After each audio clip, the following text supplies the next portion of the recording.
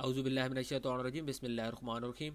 अस्सलाम वालेकुम dear students, welcome to my YouTube channel.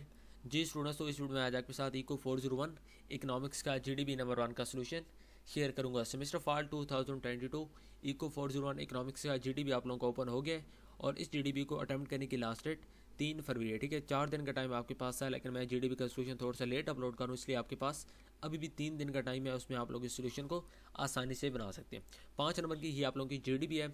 तो फर्स्ट ऑफ ऑल आप लोगों को क्वेश्चन को समझना है। क्वेश्चन की अगर आपको समझ आ जाती है, उसके बाद इस जीडीबी को आप लोगों के लिए अटैम्प्ट करना काफ़ी ज़्यादा आसान होगा। ठीक है, क्योंकि इसमें आपको केस दिए हुए हैं और जब तक आपको इस केस की समझ नहीं आएगी, इसके नीचे जो आपको एक क्वेश्चन किया गया इसी के केस के अकॉर्डिंगली, तो उस क्वेश्चन की आपको समझ नहीं आएगी। ठीक है, तो पहले केस को हम काफ़ी डिटेल में देखेंगे, उसके बाद जो क्वेश्चन है उसको देखेंगे। क्वेश्चन को देखने के बाद इसको सोल्यूशन है उसकी तरफ हम जाएंगे।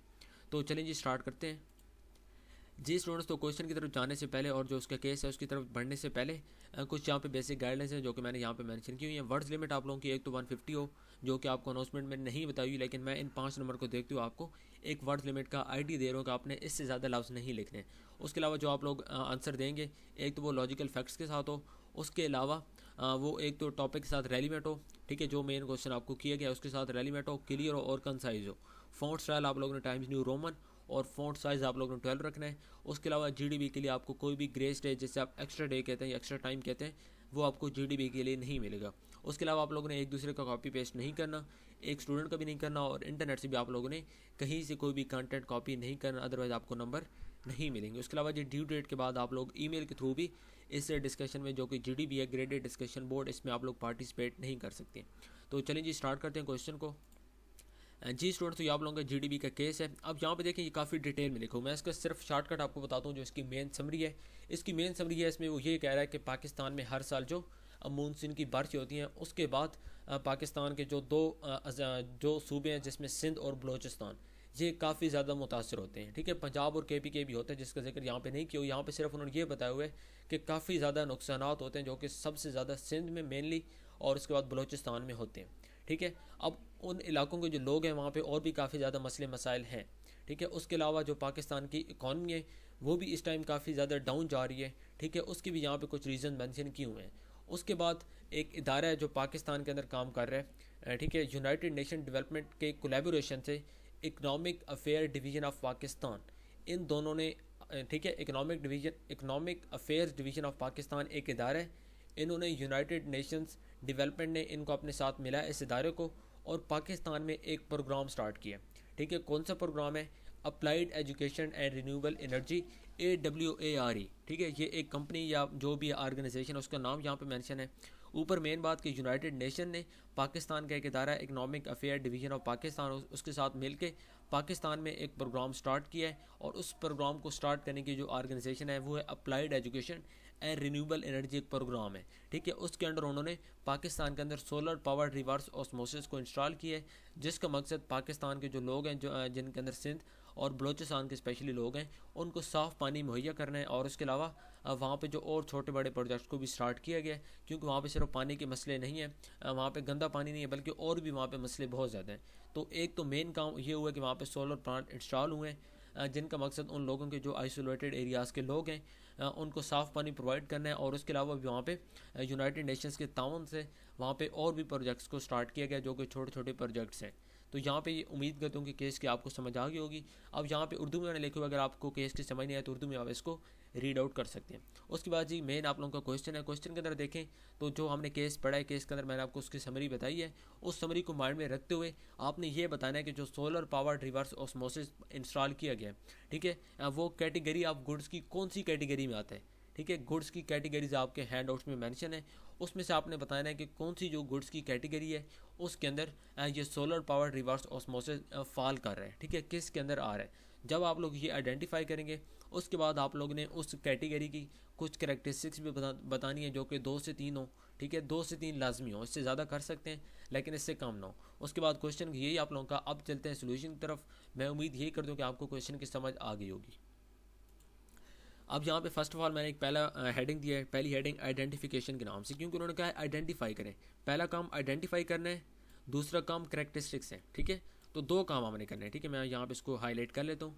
पहला काम आइडेंटिफाई करना है और दूसरा काम करेक्टरिस्टिक्स हैं, तो दो काम करना है। पहला काम आइडेंटिफाई, आइडेंटिफिकेशन के अंदर मैंने यहाँ पे लिखा है कि पब्लिक गुड्स, पब्लिक गुड एक ऐसी कैटेगरी है जिसके अंदर ये जो सोलर पावर रिवर्स ऑस्मोसिस ये फॉल कर रहा है। तो मैंने आगे नीचे एक लाइन में लिख दिया है कि reverse osmosis RO water plant falls in public goods in the light of about scenario, के अबाउ जो हमें सिनेरियो दिए गए, केस दिए गए, उस केस की रोशनी में जो ये reverse osmosis RO water plant है, ठीक है, ये पब्लिक गुड्स की जो कैटेगरी है उसके अंदर फॉल कर रहा है। अब यहाँ पे आगे हमने इसका सेकंड पार्ट जो कि करेक्टरिस्टिक्स हैं इसी कैटेगरी की, कैटेगरी तो हमने बता दी कौन सी है, पब्लिक गुड्स।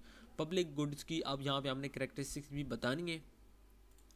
अब यहाँ पे इसकी पहली करेक्टरिस्टिक्स पब्लिक गुड्स क्या होती है, ठीक है। फर्स्ट ऑफ ऑल आपको ये पता हो कि पब्लिक गुड्स होती क्या है। पब्लिक गुड्स वो गुड्स होती हैं जिनका जो फ़ायदा होता है वो उस कम्युनिटी के तमाम लोगों को होता है, ठीक है, किसी एक इंडिविजुअल को नहीं होता। बल्कि जहाँ पे ये मतलब कि कोई प्रोग्राम स्टार्ट किया जाता है पब्लिक गुड्स को, जहाँ पे सेपरेट किया जाता है लोगों को, तो उसके बाद वहाँ पे जो तमाम लोग होते हैं उनको इसका फ़ायदा होता है, बल्कि किसी ख़ास या स्पेसिफिक जो इंडिविजुअल्स होते हैं उनको इसका फ़ायदा नहीं, बल्कि इंटायर कम्युनिटी, ठीक है। अब यहाँ पे जिस तरह वाटर प्लांट इंस्टॉल किया गया, तो ऐसे नहीं कि यहाँ पे किसी एक महल्ले को या किसी एक घर को या किसी एक स्ट्रीट को, ऐसा नहीं है। जहाँ पे पूरा जहाँ पे लगाया गया है, ठीक है, अगर मतलब कि किसी उन्होंने एक टाउन के लिए लगाया है तो उस पूरे टाउन के हर घर को, हर गली में, उसके बाद हर मतलब कि मोहल्ले में वहाँ पे उसके जो वाटर क्लीन वाटर है वो उनको मिलेगा, ठीक है। तो पब्लिक गुड्स वो गुड होती है कि जिसका फ़ायदा तमाम लोगों को होता है। तो ये तो हमने यहाँ पे क्लियर कर लिया है कि हमने इसको पब्लिक गुड क्यों कहा है। उसके बाद इसी की सेकंड जो करेक्टरिस्टिक्स है जो कि मैंने यहाँ पे मेंशन की है, a public good is a good that is non rival and non excludable.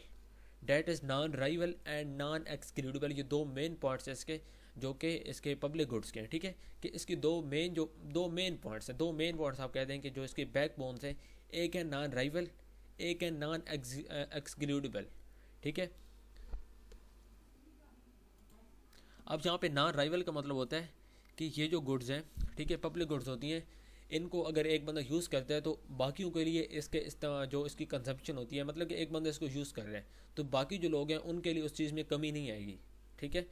जो एक बंदा यूज़ कर रहा है, जिस तरह ये पानी के ऊपर उन्होंने बताया कि उन्होंने साफ़ पानी देना है, तो अब उस प्लांट का अगर एक मोहल्ला यूज़ करेगा तो दूसरे मोहल्ले के लिए उसमें कमी नहीं होगी कि भाई अगर एक गली यूज़ कर रही है तो दूसरी गली के लिए उनके पास पानी कम हो जाएगा, ऐसा नहीं है। पब्लिक गुड्स होती है वो हमेशा नॉन राइवल होती हैं। उसके बाद नॉन एक्सक्लूडेबल, नॉन एक्सक्लूडेबल का मतलब ये है कि अगर एक बंदा इसको यूज़ कर रहा है, ठीक है, तो ऐसा नहीं है कि एक बंदे के यूज़ करने से मतलब कि एक बंदा यूज़ करेगा और दूसरा इसको नहीं करेगा, या अगर एक बंदा यूज़ कर रहा है और दूसरा चाहता है कि मैं यार इसको यूज़ ना करूँ, तो ऐसा भी नहीं है। क्योंकि जो मतलब कि पब्लिक गुड्स हैं तो ये इंटायर कम्युनिटी को कवर करती हैं। उसके बाद जो पब्लिक गुड्स होती हैं इसकी जो थर्ड करेक्टरिस्टिक्स है कि इनका मतलब कि ये इस चीज़ के ऊपर रिलाई नहीं करती हैं कि कोई पर्टिकुलर इंडिविजुअल इसको यूज़ करना चाहता है या नहीं करना चाहता। अब जिस तरह ये पानी की बात ऊपर उन्होंने की है, तो अब लाजमी बात है कि वहाँ पे कुछ घर हो सकते हैं ऐसे भी हों कि जो कहें कि नहीं भाई हमें पानी नहीं चाहिए, तो अब उनको पानी चाहिए है या नहीं चाहिए, वहाँ पे जो पब्लिक गुड्स हैं वो वहाँ पे कंज्यूम होंगी, वहाँ पे लोग इसको यूटिलाइज़ करेंगे। तो इस चीज़ के ऊपर पब्लिक गुड रिलाई नहीं करती हैं कि पर्टिकुलर इंडिविजुअल जो है वो क्या चाहते हैं, वो इसको यूज़ करना चाहते हैं, कंज्यूम करना चाहते हैं या नहीं करना चाहते, ठीक है। बाकी मैंने आपको यहाँ पे बता दिया है कि इसके जो मतलब कि इस्तेमाल करने से इसका जो अमाउंट होता है वो कभी भी कम नहीं होता। ऐसा नहीं है कि एक बंदा यूज़ करेगा और बाकी के लिए वो कम हो जाएगी, ठीक है। हम इसके एग्जांपल को देखते हैं, उसके बाद आपको ये जो कंसेप्ट है नॉन राइवल का और उसके बाद एक्सक्लूडेबल का काफ़ी डिटेल में समझ आ जाएगा। जी स्टूडेंट्स, आप यहाँ पे देखें, ठीक है, कि पब्लिक गुड्स की दो करैक्टरिस्टिक्स होती हैं, एक तो होता है नॉन एक्सक्लूडेबल और नॉन रिवेलियर्स, ठीक है। नॉन राइवल का हमने जो मतलब है वो हमने पढ़ लिया है। तो इसके एग्जांपल हम देखें, इसकी देखते हैं। नॉन एक्सक्लूडेबल, नॉन एक्सक्लूडेबल का मतलब है कि जो पब्लिक गुड्स होती हैं इनके अंदर तमाम लोग शामिल होते हैं, ठीक है। फॉर एग्जांपल के एक कोई भी फीमेल है, उन्होंने कोई पिज़्ज़ा बाय किए और पिज़्ज़ा बाय करने के बाद अगर वो चाहती हैं कि ये मेरी फ्रेंड है, ये इस पिज़्ज़े को ना खाएं, तो वो इसको बिल्कुल एक्सक्लूड कर सकती हैं, ठीक है। वो पब्लिक गुड में इकनॉमिक्स में नहीं आएगा, क्योंकि हमने बात इकनॉमिक्स के लिहाज से करनी है। अब हम बात करें नेशनल डिफेंस की, ठीक है, जो मुल्क का दिफा है। अब अगर इसमें मतलब कि अब ये इसके अंदर तमाम लोग शामिल होंगे, इसके अंदर कोई एक ऐसा नहीं है कि मतलब कि हम किसी को एक्सक्लूड कर दें कि नहीं भाई पुलिस जो होती है, पुलिस क्या है कि नहीं मैं सिर्फ इस मोहल्ले की रखवाली करूँगी और मैं इस घर की नहीं करूँगी, तो ऐसा नहीं है। जब वो पूरे मोहल्ले की करेंगी तो उसके अंदर सारे घर शामिल होंगे। या अगर नेशनल डिफेंस की बात हो रही है तो पूरे मुल्क की जो फ़ौज हिफाजत कर रही है, तो उसके अंदर ऐसा नहीं है कि कोई एक प्रोविंस या कोई एक टाउन या कोई एक सिटी होगा, उसके अंदर पूरे जो मतलब कि पूरा मुल्क है उसके अंदर पूरा मुल्क शामिल होगा, चाहे किसी की विश है या नहीं है, चाहे कोई चाहता है कि नहीं चाहता हमारी हिफाजत हो या ना हो, लेकिन वहाँ पर उन्होंने उसकी हिफाजत करनी है, ठीक है।